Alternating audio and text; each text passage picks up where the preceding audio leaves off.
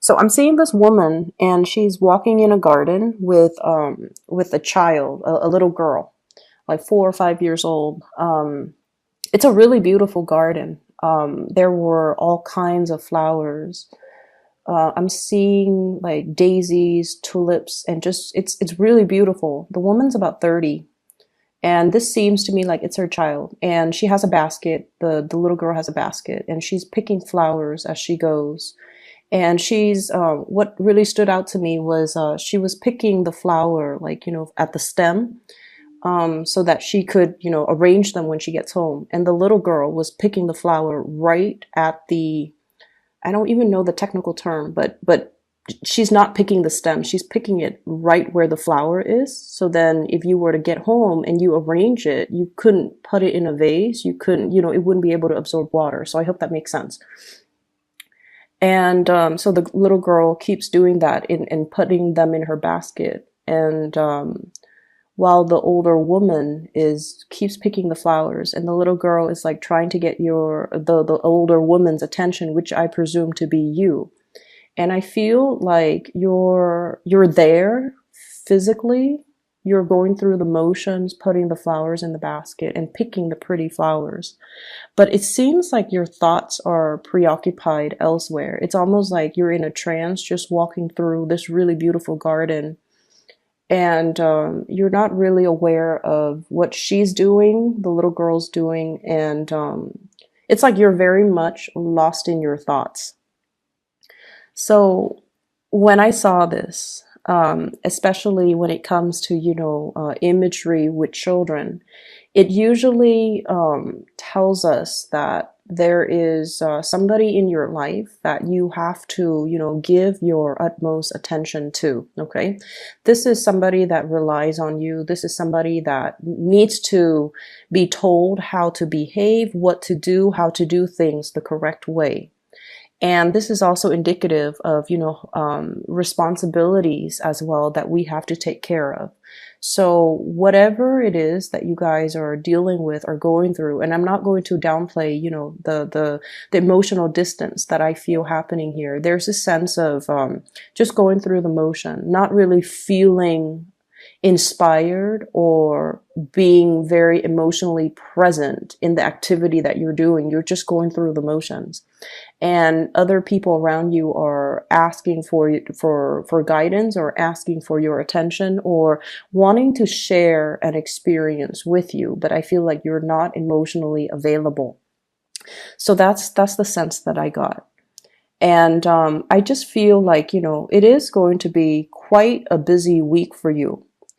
And what I do sense, especially as it relates to children, household chores, somebody needing, possibly the kids, if you have, children, I feel like they need help with something very technical. It could be homework. It could be, how to write a report. And I feel like younger children, like under the age of 15, who are still, very wobbly when it comes to their academics. And I feel like they either need a tutor, they need technical information as to how to do something, or they might be a little bit struggling in the school front, and they might need some type of assistance, and they're reaching out to somebody. So, if that's your case, just make sure that you're making the time to make sure you check their homework, to make sure that they're doing the work that they're supposed to. And for those of you who are in school right now, I almost feel like you feel like you're not getting the support from your mentors, from your teachers, from your professors. We are moving away from the holiday season, so that might be the reason why you're emailing them. You're needing something, you're needing some guidance. And if you feel like they've been MIA, they're coming back into the picture. Okay, so I feel like it might have just been a temporary lapse, mainly because of the holiday season. They've got things they needed to take care of. They might have stressors in their lives, and they might have, a lot of things they needed to take care of from their end. And as a result, coming into this week, if you feel like you've been kind of ghosted, or you feel like you've been reaching out and the other person is not responsive, or they're not answering your questions, or they just seem a little bit unavailable, I feel like that it's nothing personal. It's them dealing with, things that they have, like responsibilities that they have to take care of. And so what I feel is, yes, there is a lot of work coming through for this week. There are a lot of things that you need to do. And I also see many of you in some type of a mentorship position as well. You could be a supervisor. You could be a mentor. You could be a tutor. You could be a teacher. You could even be like, managing people underneath you. Okay. And the first thing that really stood out here, I have the Three of Swords, and it's linked up with the Three of Pentacles. So this is workplace related. And I feel like there might have been some people that you were that you worked really well with, that you jive really well with,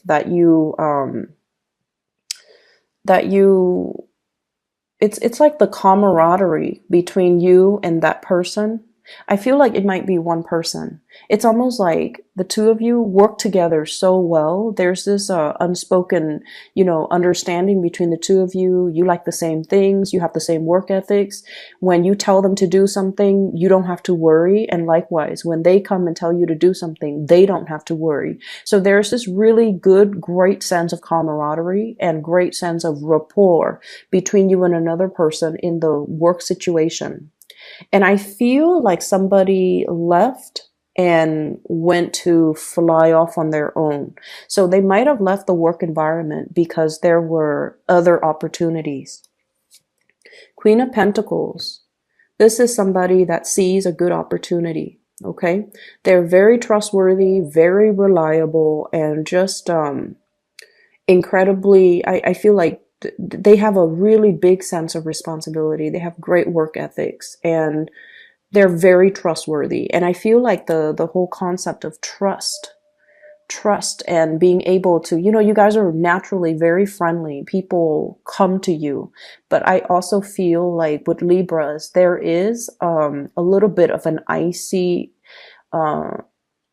I want to say interior rather than the exterior, because you guys are really friendly, very outgoing, very charming, but then there is that interior, that icy core that's disallowing people to enter. And you're like that for a reason, because you want to have that totality of a connection before you let somebody in, like the emotional connection, the trust somehow came out very strongly in this spread. Being able to trust somebody, not just on a superficial level, but like really admiring someone, trusting that you can tell them your deepest, darkest secrets, and they will never tell another person. They will never use the information against you, that they have your best interests at heart. So I feel like you had somebody like that in the work environment that you trust fully and completely. And I feel like this person has flown away because of other opportunities, other obligations, or other and I feel like it's a far away, like someone has left the nest and have flown off and soared, and there's vast distances. So it's not like, you can it's not like you can see them on the weekend. It's not like you can see them like next month. I feel like you have to make arrangements in order to see them, in order to speak to them again. And so there's this sense here of responsibilities in the work front piling up because somebody left and there's a vacancy, and other people have to do maybe twice the work because this person was so efficient that it's like getting 2 employees instead of 1. And now the work that is distributed, it needs to be, taken care of by other people. And so there's a lot of busy energies that I'm seeing coming in. And it's also the end of the holiday season where work piles up for those of you who have been on vacation or in the office or in the work environment or in the school academic environment. It's like you're kind of hitting the ground running. Okay.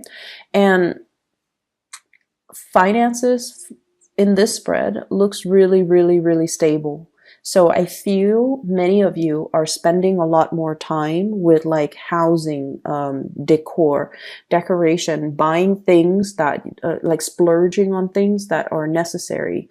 So if you've been eyeing like that new, dining room table and you're just like, oh, I'll get it, I'll get it, I'll get it. I feel like you're going to furnish your house. You might even be anticipating a lot of people coming into your house or allowing for more people to come into your home. You might have been a little bit isolated, or you might have, just gone out with friends but never allow people to come into your home. So now you're making your home more homey.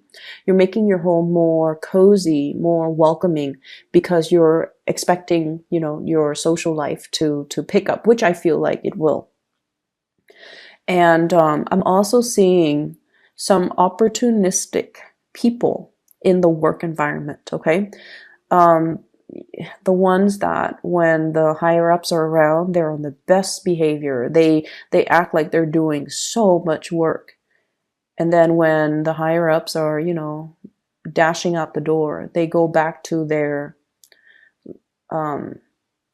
they go back to chit-chatting, browsing the internet, not doing the work that they're supposed to.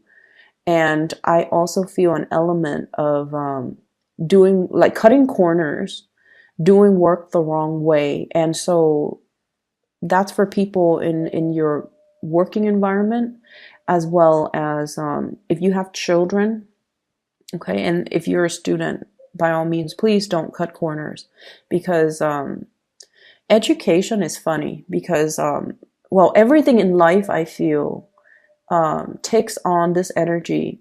Whatever you put in is what you're going to get out. So if you are shortchanging yourself by, dashing off assignments at the last minute, not studying or cramming just to pass an exam, you're not going to be able to in the long run, retain the material. And knowledge is cumulative. It builds on itself. And so, and just consider how much we are paying for tuition, or for school, or for training, or for seminars, or whatever the situation might be, for even a tutor, or even paying a tutor for our child. It's still our responsibility, to follow up, to make sure the child is doing the work. It's our responsibility to understand that whatever we put in is what we're going to get out. So if we're doing like a sloppy job, and I don't sense that with a lot of Libras. You guys do things with a lot of care, but you might have other placement in your natal chart that, can create like that cutting corners type of energy. And so I feel like, you want to be cognizant of that, and you want to make sure that things are done properly, because knowledge builds on itself. Okay. So aside from that, I do see a little bit of a quarrel and conflict. Very minor. It's almost like ideological differences. It's not about infidelity or cheating or anything like that. I just feel like conflict between you and another person. For some of you, this could be like a sister. I'm seeing a sister. For others of you, this could be like a love interest, okay? And I'm seeing Earth, Taurus, Virgo, Capricorn, and water sign, Pisces, Cancer, Scorpio. Okay, so if you have sisters with those types of sun sign, moon, rising, it's like, you guys are very opinionated. But I feel like, the way in which you project or in which you convey your ideas is very diplomatic. Okay, it's not forceful. It's very like tried and true. It's very rehearsed. It's very research. So you arrive at what you believe in through thorough research, and you're just going to state what you believe in, and you don't really care if people agree. You're not one to argue your point or push your agenda on other people. And that's where the Libran diplomacy is just, very highly sought after. And I do feel like this is a person that has belief system that might not be founded on facts and trial and error. They might just have like an emotional response to something. So they can tell you, oh, they feel a certain way, but they don't really have valid reasons, valid reasons.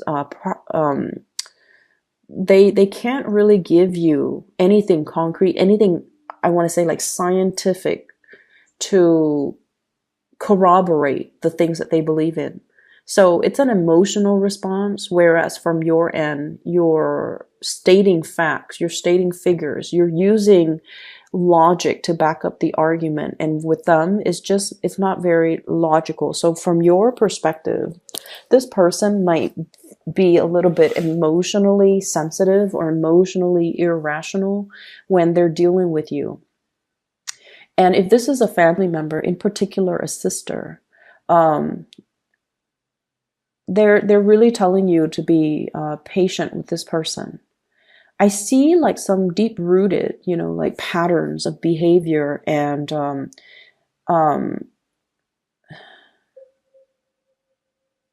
I see somebody who's been very isolated.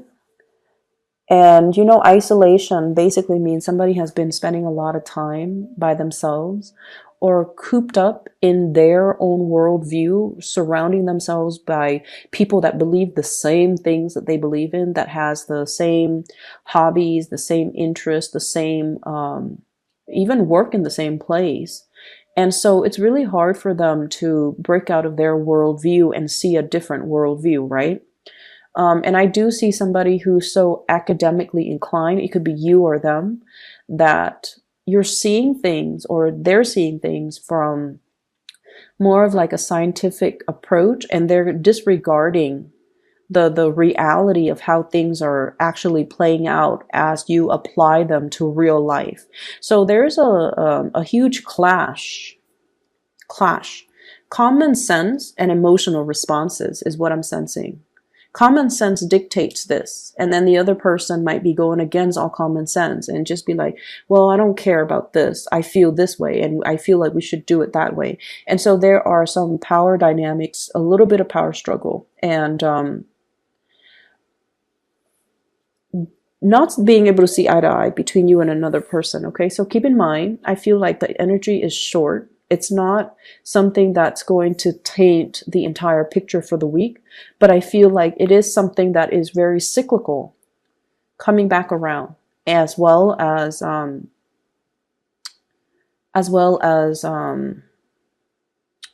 something that's recurring. Okay, if whenever we have situation in our lives that recur, it's really important for us to recognize that it is a lesson for us to learn. And I've experienced many instances of this where if I try to avoid something, it comes back in a different form and it grows a little bit bigger in magnitude. And so try to be aware of it and try to resolve the problem as they come in. Do not shy away from conflict, Libras. Okay, do not shy away from conflicts. I feel like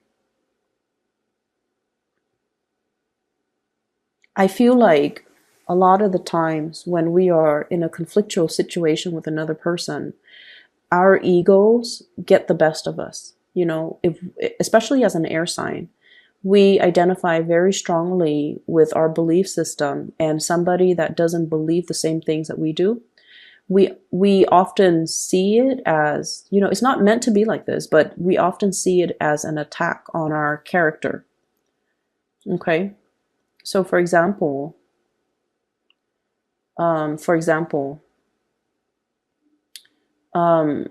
let's say, I don't know how to, okay, so for example, you have a sister and you don't really get along with her. And you're like, I want to be a vet. I want to be a dentist, or I want to be a vet, whatever the situation is. And then she's just like, you should be a proper doctor. I feel like it's somebody who's a little bit judgmental. You should be a proper doctor. Vets are people that haven't made it successfully through med school or, their residency or whatever the case is. And you're just like, but I love animals, and veterinary care is, growing right now. So it's a good field to get into. And so you're speaking from your perspective. And I feel it's almost like the tone, or the way that the other person tries to steer you in a different direction. It's almost like they're attacking your interests, your personal beliefs, and your likes and your own dislikes. So it's really hard for us to separate the ego from our thoughts. And keep in mind, all conflict, a lot of conflict actually, can be mitigated if we try to detach the ego from it and look at things from a little bit more of an objective standpoint, so that it doesn't rattle us, so that we can be a little bit more calmer, more collected when we are trying to refute the other person's argument. It's almost like, when we feel personally attacked. And I'm getting the conflict here. Okay. It's a dragon fighting a lion. Different species, different worldviews, different ways of doing, different instincts. But it's a situation where I feel like the dragon's going to win. So the point of this is it's a stalemate, supposedly, because it's the Two of Swords, but there is clearly somebody with an advantage here.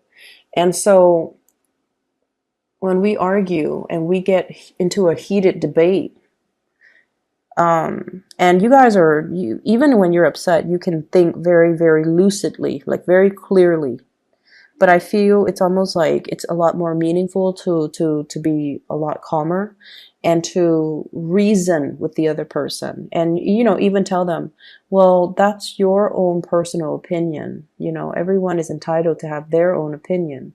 And I like animals, so I want to be a vet. I like working and caring for animals, And then you can say or why don't you be the doctor? If it seems like it's so blasé for you to say, be a proper doctor, why don't you go through med school? Why don't you, do the work? And rather than telling people. So I feel like approaching it from that standpoint would be really, it would mitigate the conflict. It would just kind of squash everything. Okay. So I feel like someone's not fighting fair, and I feel like someone is using emotional appeals to as their reasoning, as their primary reason as their primary argument. And either way, I feel like it's telling you to kind of rise above it, rise past it, or excuse me, at least looking at things from a bird's eye view and try to resolve the conflict. Okay, don't shy away from it. Resolve the conflict so that it doesn't come back. Okay. Let me see if there's anything coming into the picture. I feel like for those in coupled relationships, there might be co-parenting issues, conflict between you and a partner regarding children. And then I also feel like if you're in relationships with blended families, there's that element as well. And then I also feel, I do sense a little bit of a blast from the past here. And the blast from the past pertains to a situation that where there has been a lot of conflict between you and another person, and they could be whatever sign. You've moved away from it, and I feel like you're assessing whether or not to re-engage with this person because of the past history of conflict. Okay, so there's an element here about somebody coming in, soliciting you. Somebody who's like, oh, I've changed, here's what I'm doing with my life. Here are the ways in which I've changed. Here is me trying to make amends, trying to make things better. Okay, so there's that element. And I would say, it's water under the bridge. So I feel like this time around, just be very patient. If you are re-engaging romantically, friendship-wise, whatever the circumstance with that person, be very, very patient with this process. It's almost like there is a lot of wishful thinking that this can work out the second time around, and it can, because there's a lot of history here. We have as well the Six of Cups. But the Six of Cups is also, looking at a situation through a very childlike, idealistic lens. But I feel like it can work. Okay, just we have to do things a little bit differently. We have to be more patient, more understanding. And we have to also know the pattern of behaviors of this person. They might be a little bit emotionally irrational, but I feel like they're very caring. They're deep down, they have a good heart. They're just their logic, I feel, it's very emotions based. And so recognize the pattern and recognize ways that you can fix it.